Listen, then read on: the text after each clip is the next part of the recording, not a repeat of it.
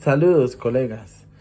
El día de hoy estoy grabando este video para hacer la presentación de mi proyecto final para circuitos de corriente directa.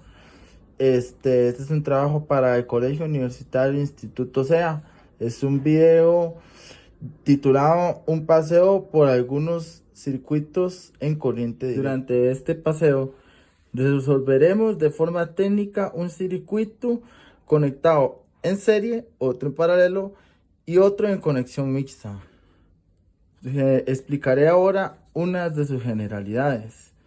Tenemos que los circuitos en serie están conectados en cascada y el voltaje se divide entre los componentes y la corriente no es la misma para los demás, porque toda la corriente ingresa por este resistor y la tensión ya no son 130 voltios lo que pasa por esta resistencia, porque por acá cae un poco ese voltaje y lo que sobró sigue y lo que sobró sigue y lo que sobró sigue.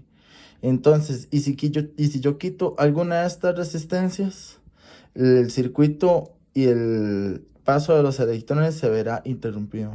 En el caso de una conexión en paralelo, el voltaje es igual en todos los componentes del circuito. Los terminales de entrada y de salida de todos los componentes están conectados en paralelo. Los caminos seguidos por la corriente eléctrica son denominados ramas. La resistencia total siempre será menor que la resistencia individual, la menor resistencia individual. La corriente total es la misma enviada a cada componente. Son fáciles de modificar y de reparar. Y por último, en un circuito mixto, estos son el resultado de la función de un circuito en serie y otro en paralelo. La disposición de estos circuitos la determina su fabricante. Para profundizar en el estudio de los circuitos en serie, analizaremos este circuito y averiguaremos lo siguiente. Para el circuito en serie, vamos a resolver las siguientes incógnitas para demostrar la forma técnica en la que se realiza el mismo. Averiguaremos corriente del circuito, resistencia total, valor de la resistencia desconocida, caídas de voltaje, potencia disipada y vamos a comprobar la ley de Kirchhoff. Tenemos que al principio vamos a utilizar la siguiente fórmula de ley de Ohm, que es intensidad es igual a raíz de potencia por entre resistencia 3. Esto es igual a tensión, es igual a raíz de 100 miliwatts sobre 1 kilo ohmio. Esto es igual a 10 miliamperios. Para averiguar la resistencia total, utilizaremos la fórmula de resistencia total es igual a R1 más R2 más R3 más R4. Y si tuviera más resistencias, se sumen sucesivamente de esa forma.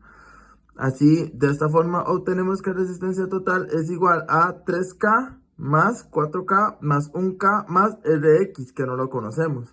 Entonces, la resistencia total por el momento será 8K más RX. Como aún no podemos resolver ni despejar la resistencia desconocida, entonces avanzaremos al siguiente punto, donde debemos despejar y averiguar las caídas de voltaje, que la fórmula correspondiente sería tensión por la resistencia por la que pasa la tensión. Entonces, 10 miliamperios por 3 kilos son igual a 30 voltios. La caída de tensión de R2 igual 10 miliamperios por 4 es igual a 40 voltios.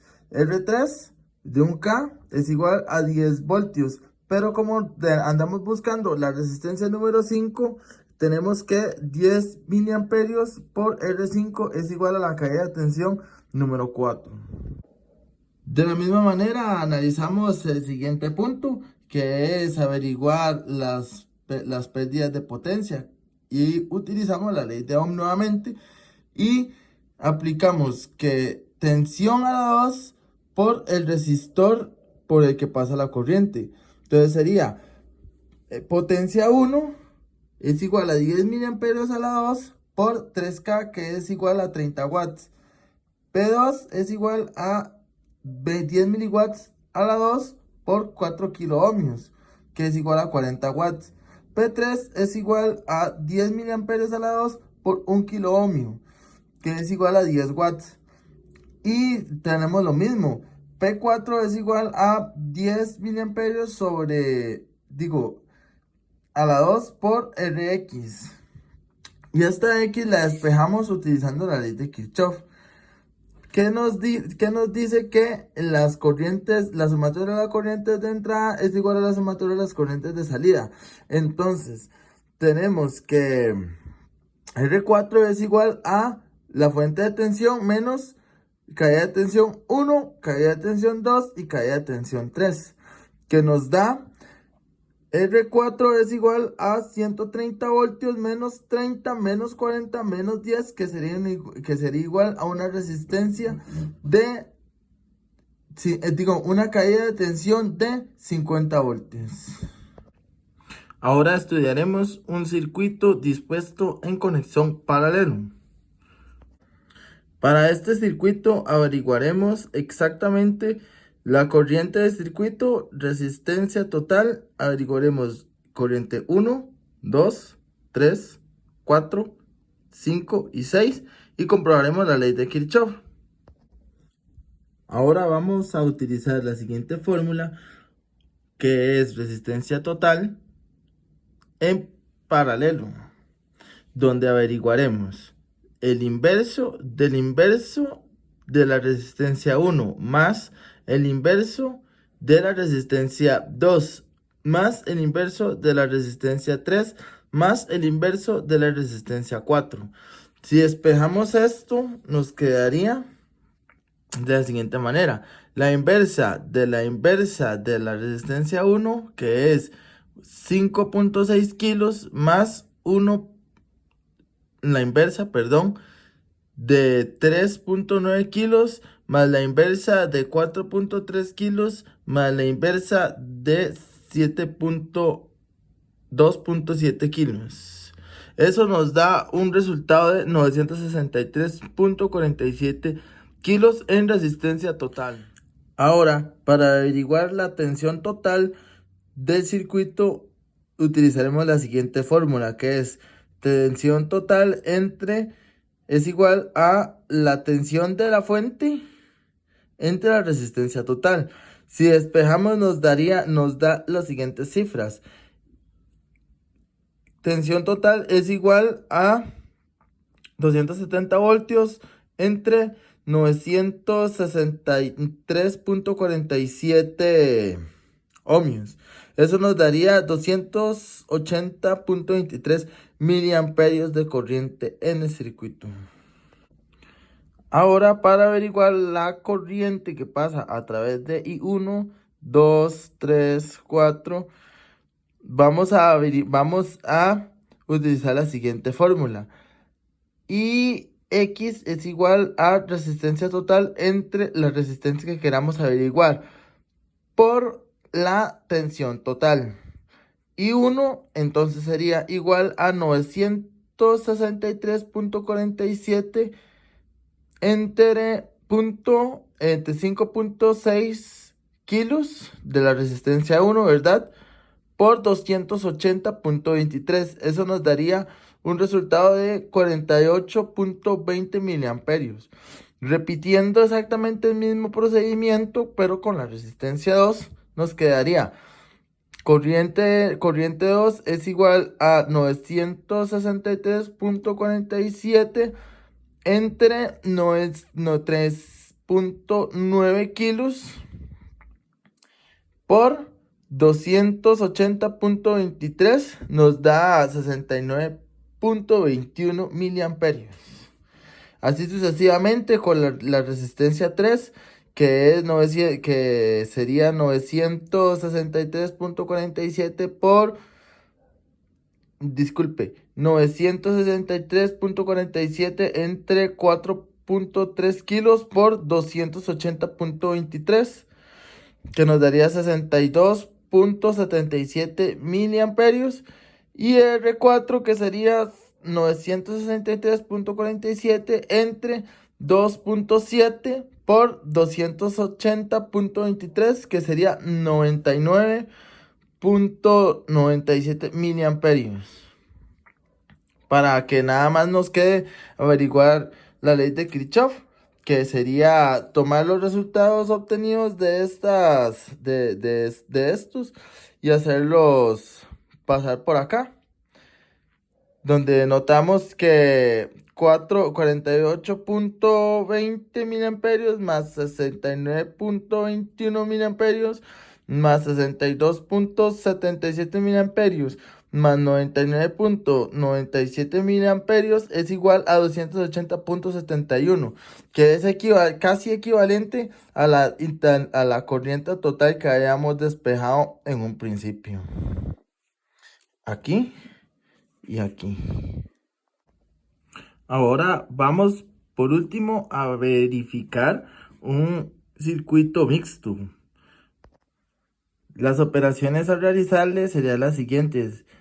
Vamos a simplificar este circuito, averiguar la resistencia total y vamos a pintar los nodos. Sencillo. Este ejercicio lo realizaremos de manera diferente. Vamos a averiguar los ejercicios de atrás hacia adelante. Vamos a empezar primero con la parte de pintado de nodos. Aquí podemos ver que al lado izquierdo tenemos el circuito pero pintado en gris. En este circuito existen varios nodos. Existen exactamente 4 nodos. Cada uno de esos nodos va a ser a continuación marcado con un color y un número. Entonces vamos a marcar nodo 1, nodo 2, nodo 3, nodo 4. El nodo es el punto que me conecta de un lugar a la fuente de corriente los dispositivos que estén dispuestos en el mismo circuito. Ahora toca el turno a averiguar la resistencia total de este circuito mixto.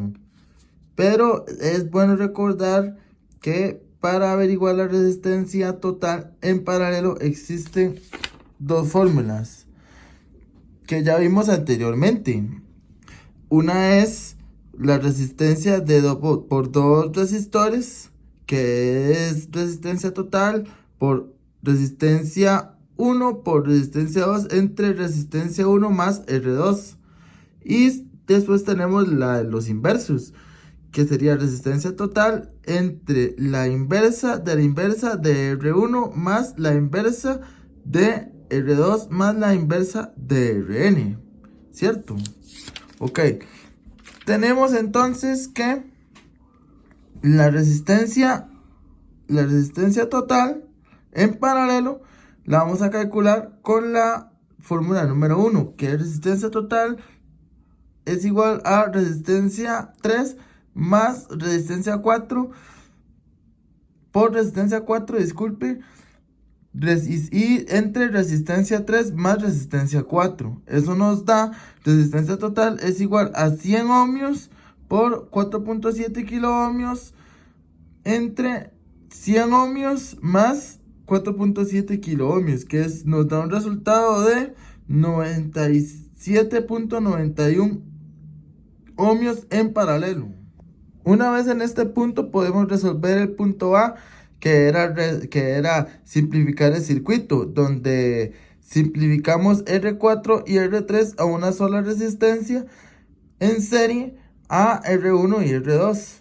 Para obtener la resistencia total final procedemos a sumar resistencia 1 más resistencia 4 paralelo a resistencia 3 más resistencia 2. Las sumamos de manera algebraica y nos da una resistencia total de 550.91 ohmios. Y ahí tenemos los noditos bien pintaditos. Nodo 1 rojo, nodo 2 negro, nodo 3 morado y nodo 4 azul. Ahora continuamos con la segunda parte de este paseo, donde estudiaremos el teorema de superposición, el cual solo se puede aplicar a circuitos eléctricos lineales. Ayuda a encontrar los valores de tensión en un nodo de un circuito que tiene más de dos fuentes de impedantes. Este teorema establece que la tensión entre los extremos de un elemento de un circuito lineal es la suma algebraica de las tensiones de ese elemento debido a cada fuente independiente cuando funciona solo una. Para abordar una explicación más concreta del teorema de superposición, utilizaremos este circuito tomado de internet, donde averiguaremos la corriente que pasa a través de la resistencia número 4 y la dirección de ambas corrientes. El teorema tiene algunos pasos, de los cuales vamos a seguirlos al pie de la letra como la forma técnica indica. Entonces, notamos que existen dos fuentes de alimentación. Tenemos que una es una fuente de tensión de 10 voltios y otra es una fuente de corriente de 10 miliamperios. Tenemos que el número de fuentes que tiene el circuito es el número de circuitos que vamos a trabajar. Por lo tanto, vamos a trabajar solo dos circuitos únicamente. Ok, vamos a tener que en un circuito vamos a retirar la fuente de voltaje y la vamos a reemplazar por un cortocircuito para que nos quede solo una fuente de corriente en este circuito. Y de igual manera vamos a hacer lo mismo con la otra. La fuente de corriente se va a abrir. Entonces vamos a dejar la fuente de voltaje conectada, alma linda, y vamos a quitar la fuente esa de corriente para que nos quede un circuito con una fuente cada uno. Analizaremos cada circuito por separado.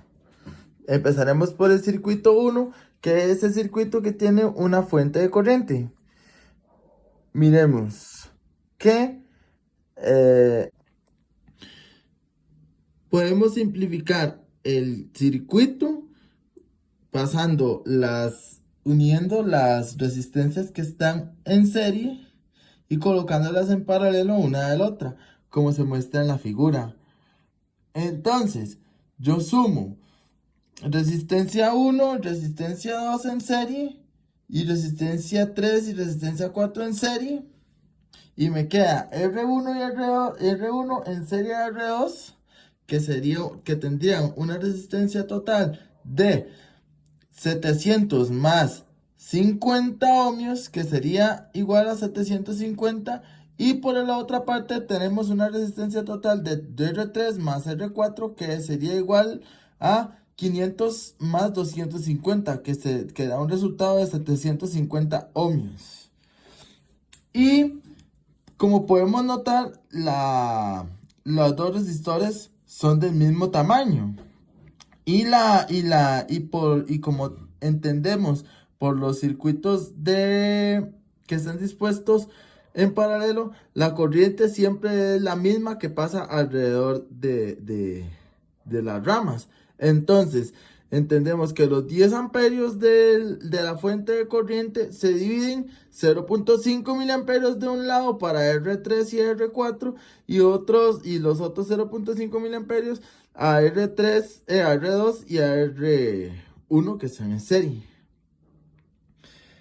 Podemos averiguar que la corriente que pasa a través de R4 por este circuito es igual a resistencia 4, es igual a la corriente por la resistencia 4. Eso nos va a dar 10 milis por 250, que son iguales a 1.25 voltios. Ahora bien, llega la hora del circuito número 2. Y de igual manera vamos a averiguar la corriente que pasa a través del resistor número 4, que sería la resistencia de 250 ohmios.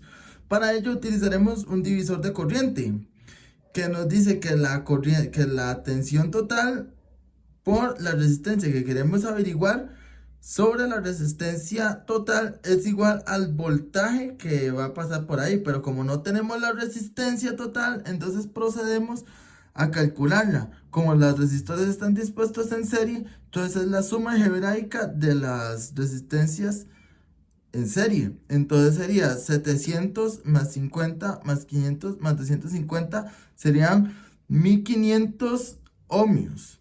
Lo que nos vendría a rellenar nuestra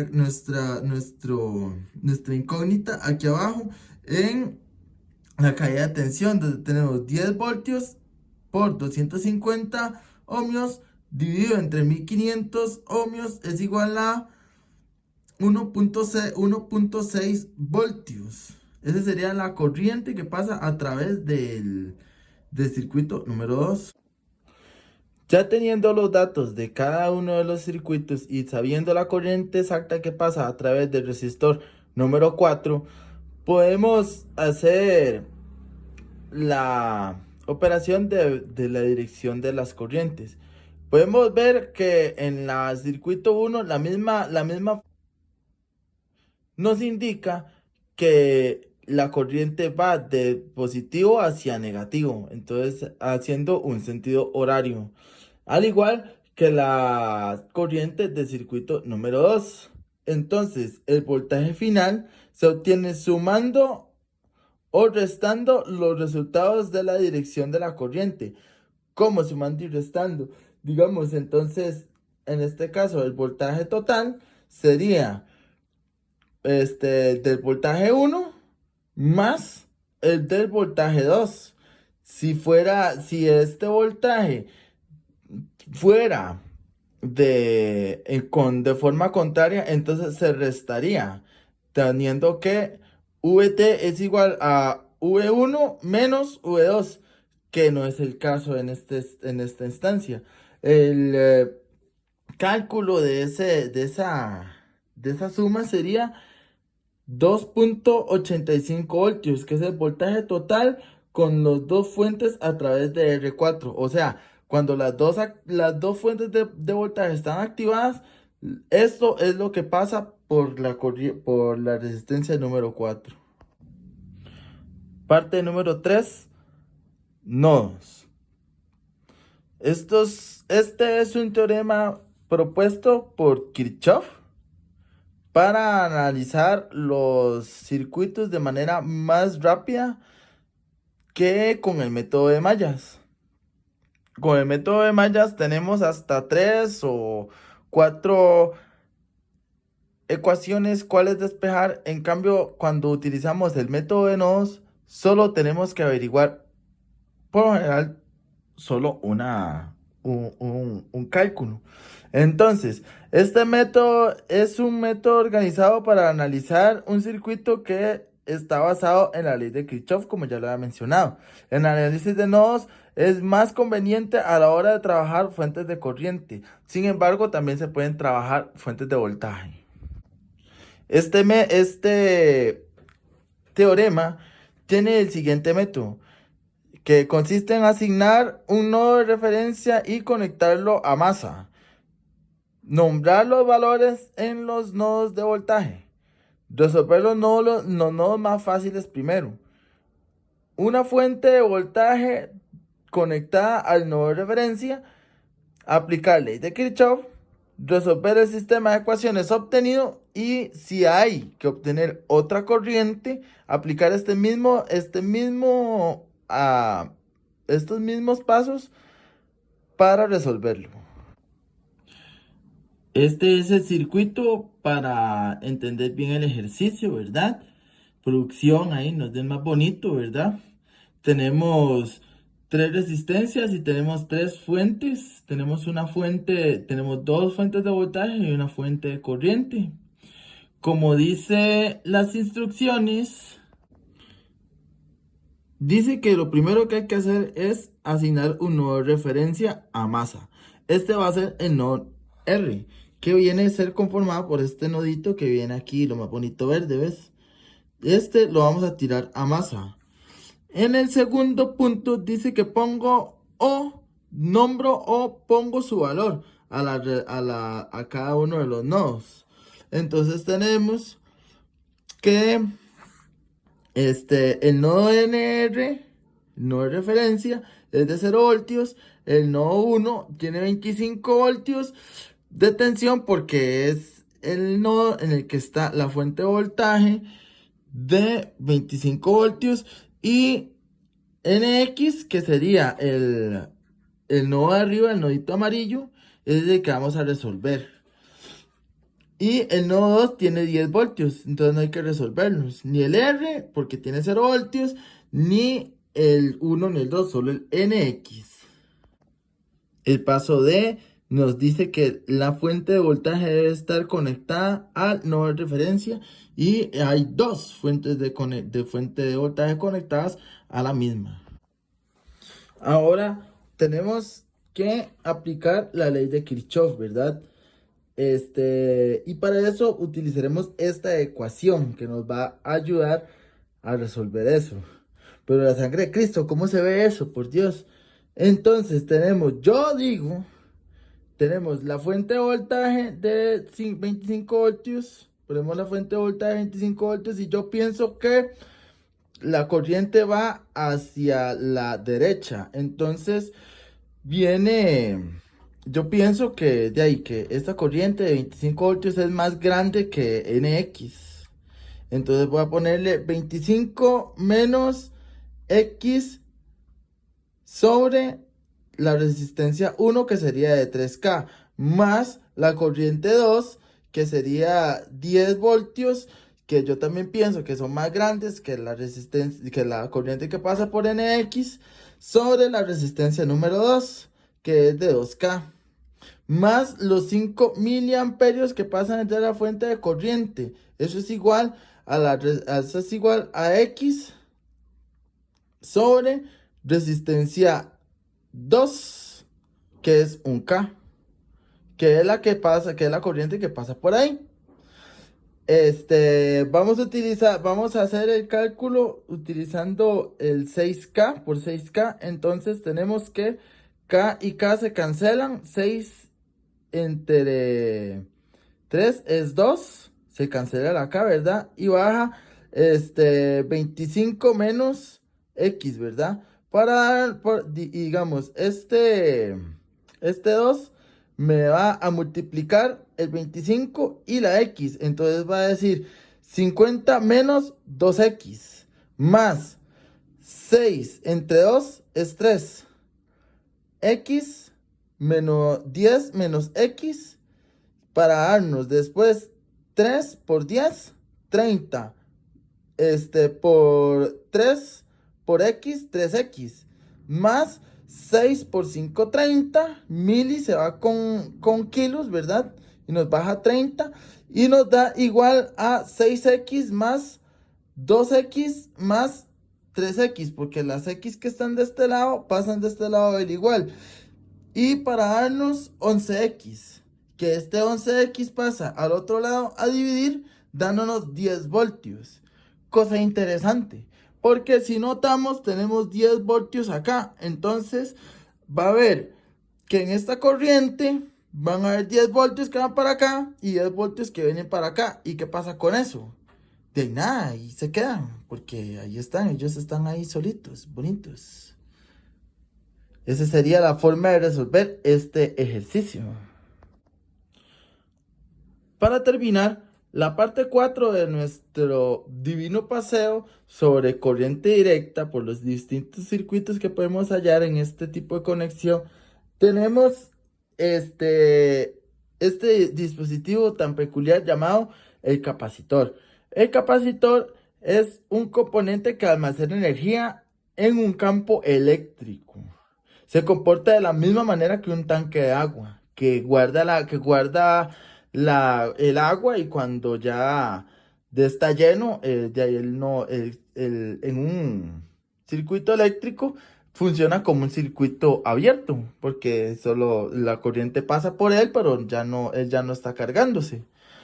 Dice que en su interior hay dos conductores opuestamente cargados. Hay una placa cargada con electrones y otra cargada con protones. Estos están separados por un material dieléctrico. Una placa está con partículas positivas y el otro está con partículas negativas. Y en medio de eso está el material dieléctrico. Y así es como él guarda la energía. ¿Qué es un inductor? Un inductor es un componente conformado por una espira de material conductor, dispuesto de esta manera para aumentar la corriente electromagnética que pasa a través del circuito, a través de él, del inductor. Él guarda almacena la energía en forma de campo electromagnético. Cuando conectamos un capacitor, al principio tiene un proceso de carga, el cual para calcular ese proceso usamos la constante de tiempo tau. El capacitor se carga en 5 constantes de tiempo tau. O consideramos, mejor dicho, que al quinto tau el capacitor está totalmente cargado. Usamos esta fórmula para averiguar el tau, que tau es igual a resistencia por capacitancia. Y el valor de la corriente del capacitor lo averiguamos con tensión de E por 1 menos Euler, menos tau entre la constante de tiempo y el tau. Aunque parezca una R, pero es un tau. Para entender esto de mejor manera utilizaremos el siguiente circuito. Averiguaremos la resistencia total, podemos notar que tiene dos resistencias, R1 y R2, que es igual a resistencia total es igual a R1 más R2. RT es igual a 3 más 1, que es igual a 4 ohmios. Tenemos una capacitancia de 20 milifaradios. Y como ya hemos mencionado, utilizaremos la siguiente fórmula para despejar el proceso de carga. Entonces tenemos que en el primer tau vamos a tener que 20 voltios por 1 menos Euler menos una constante de tiempo es igual a 12.64 voltios. Para el siguiente tenemos que el 20 voltios por 1 menos Euler menos la segunda constante de tiempo, que sería 17.29. En la tercera, igual, 20 voltios por 1 menos Euler menos constante de tiempo número 3, 19 voltios. Y 20 voltios por 1 menos Euler por cuarta constante de tiempo, que es igual a 19.63 voltios. Cuando llegamos a la constante de tiempo 5, se considera cargado, entonces no se realiza el ejercicio. Podemos ver ahora en esta gráfica que es la gráfica de carga, cómo el capacitor se carga poco a poco, pasando por los resultados que ya hemos mencionado. En la gráfica, los resultados calculados, estos se verían reflejados de esta manera. Ahora bien, ya con el capacitor cargado, ¿y cómo hago? ¿Cómo puedo descargarlo? Entonces, ¿y cómo se descarga? ¿Qué hace eso para descargarse? Entonces, para descargarlo utilizamos la siguiente fórmula, que es voltaje de capacitor es igual a la tensión de batería por Euler menos la constante de tiempo por RC. Vendría a ser igual a voltaje de capacitor 1 20 por B es igual a 20 por Euler menos 1, que da 7.35 voltios. La siguiente constante de tiempo sería 20 por Euler menos segunda constante de tiempo, 2.7 voltios. La tercera sería 20 por Euler menos tercera constante de tiempo, que es igual a 1 voltio. Y la cuarta sería 20 por Euler menos 4, que sería la constante de tiempo, es 0,36. Y como ya habíamos mencionado, ¿verdad? La constante de tiempo 5 no se cuenta porque se considera que el capacitor se encuentra totalmente descargado. De igual manera, podemos observar los valores ya ingresados a la tabla, cómo se obtuvieron en los cálculos.